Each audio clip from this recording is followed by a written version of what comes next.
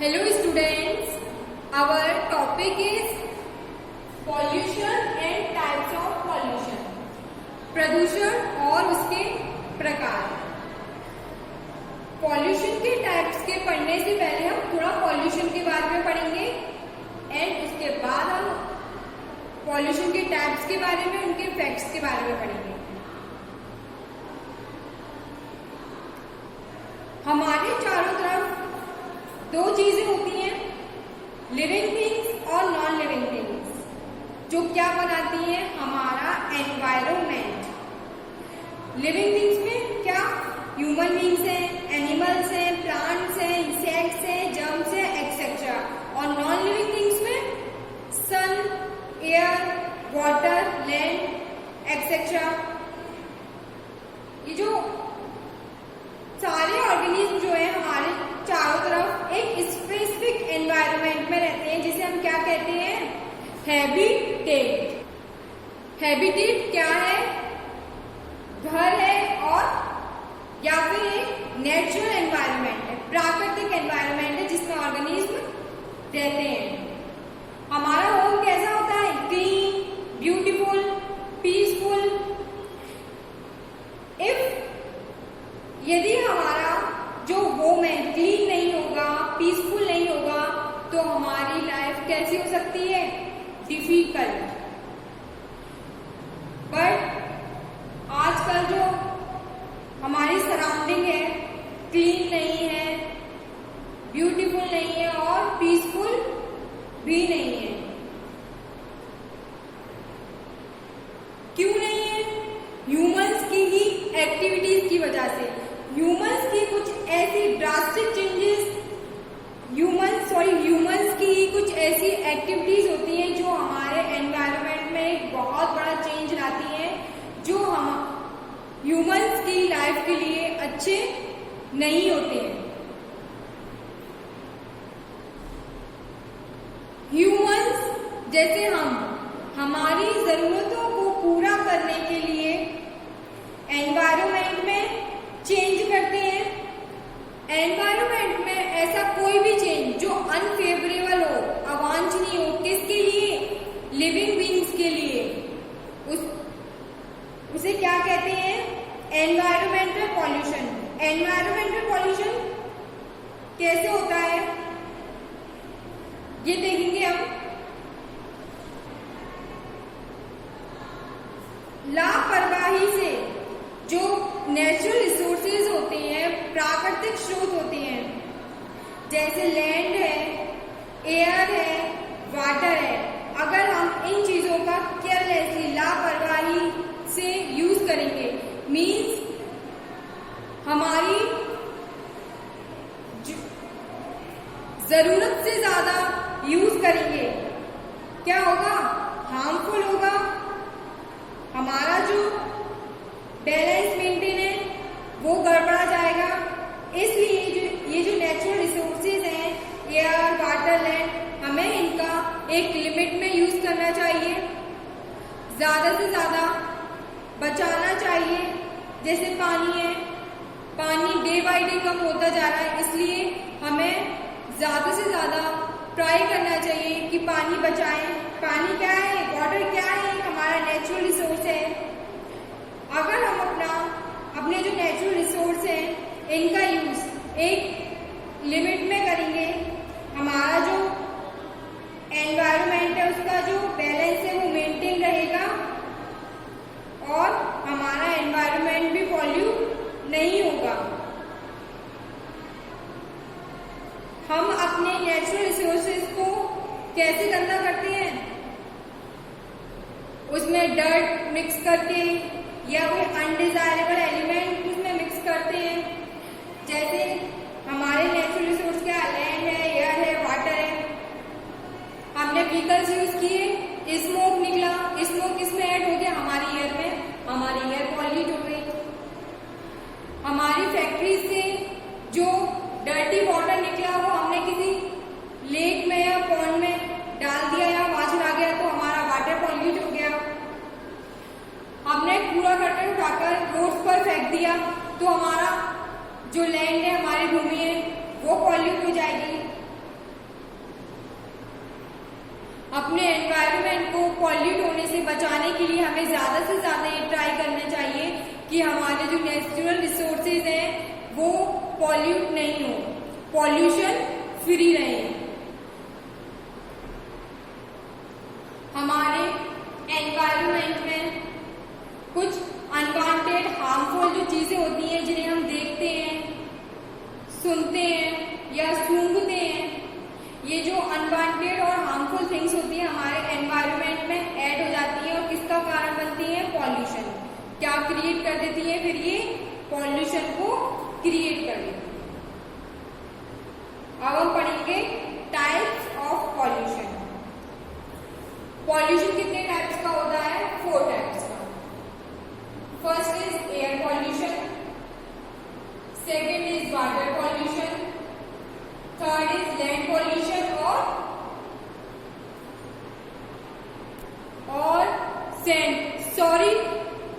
Sand नहीं, soil pollution.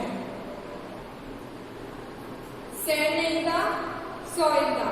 Okay, land pollution और soil pollution. Fourth is noise pollution. First हम पढ़ेंगे air pollution के बारे में और एयर पॉल्यूशन से क्या इफेक्ट्स होते हैं इसके बारे में। एयर पॉल्यूशन को हम कैसे डिफाइन कर सकते हैं? जैसे कोई भी अनडिजायरेबल थिंग मीन्स अनचाही चीज, जैसे कि फैक्ट्री से निकला हुआ धुआं, व्हीकल से निकला हुआ धुआं, ये किस में ऐड हो जाते हैं? एयर में। फिर क्या होता है? एयर पॉल्यूशन हो जाता है। क्यों? फैक्ट्रीज का जो स्मोक निकला उसमें भी टॉक्सिक गैसेज होती हैं जो एयर में मिक्स हो जाएंगी। व्हीकल्स का स्मोक निकला वो भी हार्मफुल होता है, वो किस में ऐड हो जाएगा? एयर में। एयर इन सब की वजह से क्या होगा? Air pollution. जब हम सांस लेंगे, एयर हमारी कैसी हो गई? अनक्लीन हो गई। अब हमारी एयर क्लीन नहीं रही। क्यों? क्योंकि इसमें फैक्ट्रीज का स्मोक ऐड हो गया, व्हीकल्स का स्मोक ऐड हो गया। हमारी एयर कैसी हो गई? अब अनक्लीन हो गई। हम सांस लेंगे, ये अनक्लीन गैस हमारे अंदर जाएगी और डिजीज को क्रिएट करेगी, कुछ डिजीज का कारण बनेगी ये अनक्लीन गैस। डिजीज जैसे अस्थमा है, ब्रोंकाइटिस है, एक्सेट्रा। एयर पॉल्यूशन के इफेक्ट्स क्या हैं? जब ज्यादा एयर पॉल्यूशन होगा, एयर पॉल्यूशन बढ़ता जाएगा, जो हमारी ओजोन लेयर है वो क्या करती है? ओजोन लेयर का क्या वर्क है? जो सन से अल्ट्रा वायलेट रेज निकलती हैं उन रेज से हमें प्रोटेक्ट करती है। अगर एयर पॉल्यूशन बढ़ेगा तो उसका इफेक्ट किस पर जाएगा? ओजोन लेयर पे। ओजोन लेयर पे जाएगा इफेक्ट, तो ओजोन लेयर जो है सन से आने वाली अल्ट्रा वायलेट रेज से हमें बचाने में हार जाएगी, हमें प्रोटेक्ट नहीं कर पाएगी। जो अल्ट्रा वायलेट रेज है हमारे तक पहुंचेंगी और क्या करेंगी? हमें स्किन डिजीज, स्किन की प्रॉब्लम्स भी हो सकती है, कैंसर हो सकता है। और एयर पॉल्यूशन ज्यादा होगा, ये सबके इफेक्ट्स हैं। जब एयर में ज्यादा पॉल्यूशन हो जाएगा, asthma, bronchitis, skin disease, cancer जैसी प्रॉब्लम क्रिएट हो सकती है। इससे बचने के लिए हमें क्या करना चाहिए? कम से कम व्हीकल्स का यूज करना चाहिए, जिससे व्हीकल से स्मोक नहीं निकलेगा, एयर पॉल्यूशन नहीं होगा। फैक्ट्रीज हैं जिनसे टॉक्सिक गैसें निकल रही हैं, फैक्ट्रीज में कुछ ऐसी चीजें यूज करनी चाहिए जिससे जो टॉक्सिक गैस है वो एयर में मिक्स ना हो, या फिर ऐसी प्रोसेस यूज करो, ऐसी मशीन्स यूज करो कि उनसे स्मोक ही ना निकले, हमारी एयर पॉल्यूट नहीं हो। और जब हमारी एयर पॉल्यूट नहीं होगी, एयर पॉल्यूशन नहीं होगा, तो इतने सारे इफेक्ट्स, तो इतनी सारी डिजीज है, इन सब से हम बच सकते हैं।